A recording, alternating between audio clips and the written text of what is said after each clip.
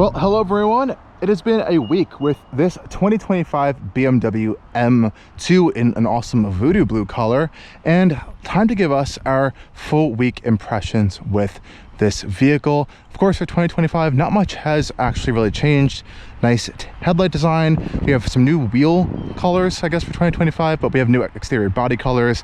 I still think this vehicle looks awesome in my own opinion. I'll let you guys decide that in the comments still below, but I think it looks pretty good. We have darked out exhaust tips as well, carbon fiber roof package on this car, and this one's also getting the full carbon packs. We have the carbon fiber bucket seats as well, which means we're getting these really awesome M colors all over here, which I think is pretty cool.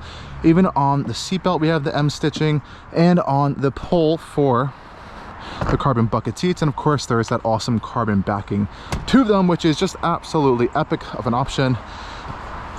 Hopping inside, solid door thunk, we'll pull our seatbelt on, and like I mentioned guys, this car has been actually quite nice to drive this week. Let's start it up.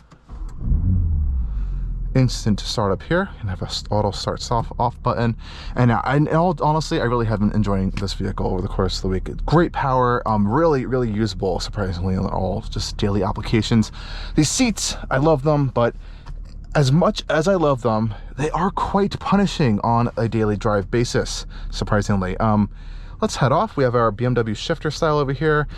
This I actually have had no issues with over the course of the week. This works perfectly well. You definitely get used to the different shifting pattern. I really like how this feels in the hand as well. It's illuminated, really nice stuff. We have this Alcantara steering wheel over here as well, which is just awesome. I'm not sure how well this is going to hold up over time, but for now, as my week of testing, I like it a lot. Parking assistant works great, backup assistant, yeah, really no complaints here whatsoever in this car. It's just been really fun to drive this entire week of testing. Let's head off though, and I'll shut up for just a second.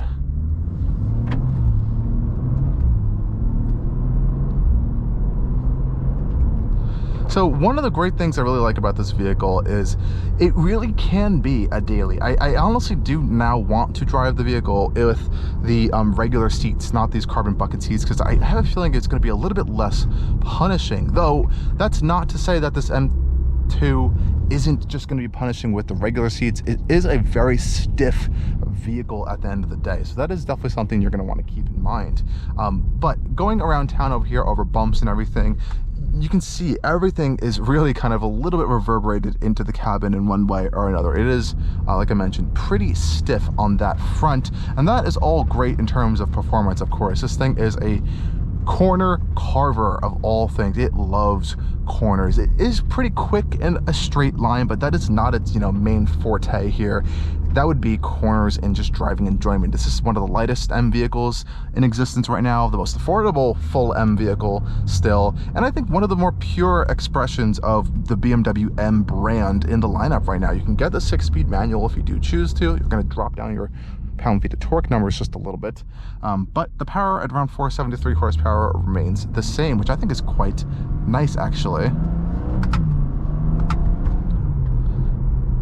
Carbon fiber paddle shifters, these are quite nice to use. I would say shift times and response is pretty good most of the time. Of course, you can adjust to that via your intensity selector, I guess you kind of want to call it, up here on the gear stalk. We have the regular 3 levels, and then we have sequential 3 levels, which is like a more manual mode. It does get a little aggressive in those modes, especially day-to-day driving, so I just mostly leave it in the 1 setting here. Brakes are just overall, I think, fantastic. Quick little acceleration here. Nothing too hard. Oh, very stiff suspension there. But I love the M buttons, M configurable modes here. This is one of my favorite things with the BMW M vehicles, is you can really just set up these 2 things the way you want them and just quickly access them from the steering wheel and turn them on and off, switch in and out of the modes really quickly. It's one of my favorite features actually of a lot of BMW M vehicles these days. Some other quick highlights, I would say visibility is really good in the M2 as well. All around us, I think it's really great actually. No issues there. Big mirrors, great visibility of where the front end is and front wheel arches. And like I said, we're just driving around town here. It does the job really well. area. This thing is a rocket ship. We're on a Michelin Pilot Sport 4S rubber here, so honestly this could be a little bit more of an aggressive tire on this car, and these are just handle it really, really well, I think, with this vehicle. So like I said, it could be a little even crazier than the configuration we even have this M2 in right now. But grip is pretty good in this car. When we go to our setup pages, of course, we have all these configurable options. I love this page. It really is amazing once you get to use it and kind of play around with all the different settings in the vehicle, especially the M traction control. We have that M drift analyzer as well. If you're on a track, you can literally have it rate your drift, which is pretty cool. So there's a lot of fun features in this vehicle, and you know, compared to something like, a lot of people pit this against like an Audi RS3. I think I'd take this over that vehicle. I love the RS3, the inline 5, the incredible tuning capabilities of that vehicle, how quick it can be, the unique sound, but nothing can really beat, in my opinion, a proper rear-wheel drive chassis, architecture, and just overall driving experience. I think this car really does all that very, very well. And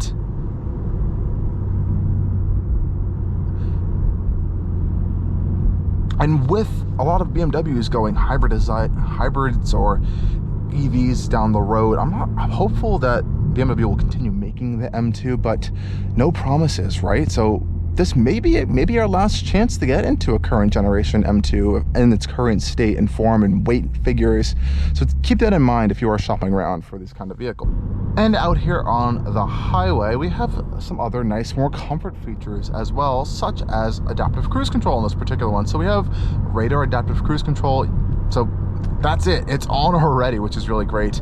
So you have that, again, that daily capability of the vehicle, and it still has all this amazing performance with some more, you know, more comfort oriented features. I think that's a really nice combination with this all new M2. And like I said, you know, it starts around that $68-ish, $69,000 price tag, around 10 grand more than I would say, you know, an M240 stock. This one is configured well a little bit north of 80 grand, so not stock for sure, but it does have quite a bit of options on it that I think I would like. Specifically, this adaptive cruise control package I think works pretty well. Again, if you're dailying it, doing some kind of road trip, and you don't want to drive for a second, you have that ability to have that on there. Even the limit as well, which is a cool function that BMW does to limit your speed on a highway. But otherwise, you know, it is actually quite comfortable on smooth roads. Pretty good damping and suspension on smooth pavement. I want to be specific on the smooth pavement. Once you get into the bumpy stuff, it's like a little bit stiff. But, you know, this car, as a lot of these M cars these days, and a lot of other sports German vehicles, are developed on the Nürburgring, and which means they are developed for bumps. They're developed for all those undulations and stuff in the road. And all that really means is that this car can handle those kinds of environments really, really well without, you know, being loose. So sure, there's some stiffness here and there throughout the suspension, but it comes in the turn of really great handling characteristics.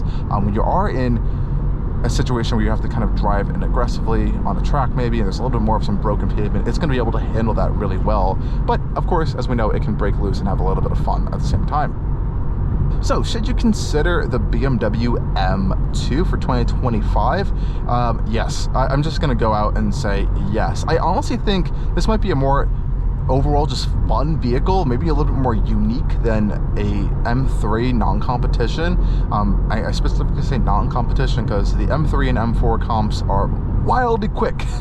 And I also want to even say maybe in another league than this vehicle, but for a pure BMW sports car experience, I think this does a really fantastic job at really echoing that dynamic nature of that we all love of BMWs.